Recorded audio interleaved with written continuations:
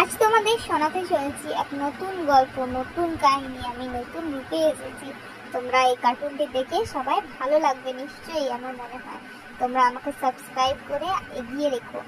এই কার্টুনটি শুরু করলাম এখন থেকে। এবং কোথায় গেলে তাড়াতাড়ি আমায় চা দাও। চিল্লাচ্ছেন কেন? কি হয়েছে? এর বিবাহে কোথায় যাওয়া হচ্ছে? আমি বাপের বাড়ি যাচ্ছি, চা বানিয়ে নিজে খান। তুমি আমার মুখে মুখে কথা বলছো, তোমার এত আসপদ্দা বাবুদের। আমি কি বলবো মা, ওর মনটা খারাপ, তাই ওর বাপের বাড়ি যাচ্ছে। যাক না, কি হলো? তুমি একদিন চাটা বানিয়ে খেয়ে নিলে।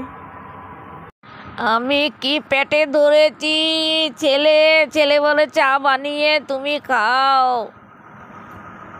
আমার কপাল পুড়ে গেল, আমার কপাল পুড়ে গেল। আমার কি ভুল হয়ে গেছে? এক কাপ চা কপালেও জোটে না। ঠাকুর তুমি দেখা দাও, দেখা দাও, দেখা দাও ঠাকুর। পাপের পরাচিত্ত এখানেই করতে হয়। তুমি সেদিন ভুলে গেছো কি তুমি কিভাবে তোমার বউকে অত্যাচার করেছিলে? অত্যাচার করে মারধর করে চলে গেছিলে। এটা তোমার প্রাপ্য। আমি এই ভুল করব না, ক্ষমা করে দাও।